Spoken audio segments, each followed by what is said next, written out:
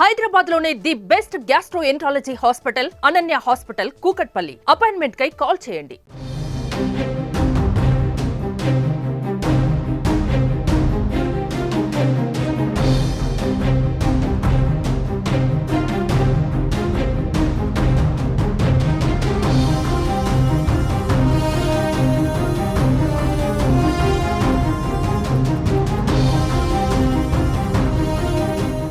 తెలంగాణలో రేషన్ కార్డులకు సంబంధించి మరో కీలక అప్డేట్ వచ్చింది. గత 10 సంవత్సరాలుగా కొత్తగా ఇంటి సభ్యులు చేరినా వారి పేర్లు రేషన్ కార్డుల్లో చేర్చే అవకాశం లేకపోవడంతో పలు కుటుంబాలు ఇబ్బందులు ఎదుర్కొన్నారు. అయితే ఈ సమస్యను పరిష్కరించేందుకు పౌర సరఫరాల శాఖ ప్రత్యేక సాఫ్ట్వేర్ను ఉపయోగించి లబ్ధిదారులను గుర్తించే పనిని ప్రారంభించింది.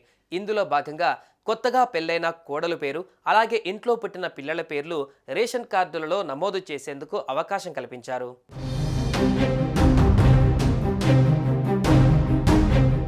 కొన్ని కుటుంబాలలో రేషన్ కార్డులలో తల్లిదండ్రుల పేర్లు ఉండి పిల్లల పేర్లు లేకపోవడంతో ఇన్నాళ్ళు వారికి రేషన్ సరుకులు పంపిణీ కాలేదు. అనారోగ్య సమస్యలతో ఆసుపత్రుల్లో చేరిన రేషన్ కార్డులో పేరు లేకపోవడంతో ఆరోగ్యశ్రీ పథకం అందలేదు. అర్హత ఉన్నప్పటికీ రేషన్ కార్డులలో పేర్లు లేని వారు రాష్ట్రంలో లక్షల సంఖ్యలో ఉన్నారు. పాత కార్డులలో అదనంగా కుటుంబ సభ్యుల పేర్లను చివరిసారిగా 2016లో చేర్చారు. ఆ తర్వాత మీ సేవ ద్వారా దరఖాస్తులను స్వీకరించినప్పటికీ గత ప్రభుత్వం అనుమతి ఇవ్వకపోవడంతో ఇన్నేళ్లుగా వాటిని పరిశీలించలేదు.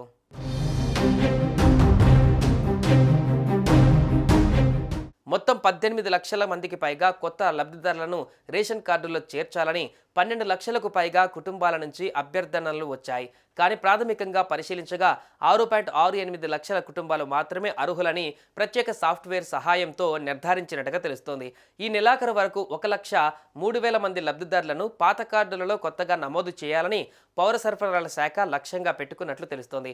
ఆధార్ నెంబర్ ఆధారంగా మరెక్కడైనా వారు ఇప్పటికే రేషన్ కార్డులో నమోదై ఉన్నారా అన్న విషయాన్ని కూడా పౌర సరఫరాల శాఖ పరిశీలించింది.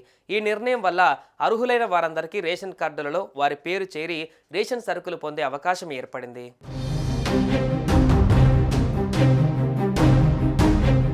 కుటుంబ సభ్యుల పేర్లు చేర్చాలని కాంగ్రెస్ ప్రభుత్వం తాజాగా నిర్ణయం తీసుకోవడంతో అర్హులకు ప్రయోజనం కలుగుతోంది.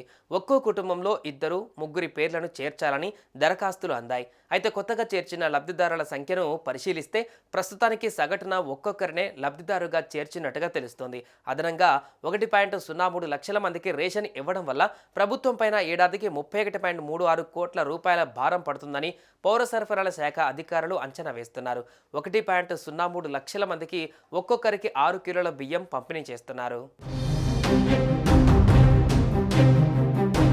సుమన్ టీవీలో మీ పర్సనల్ అండ్ బిజినెస్ ప్రమోషన్స్ కోసం కింది నెంబర్కి కాంటాక్ట్ చేయండి.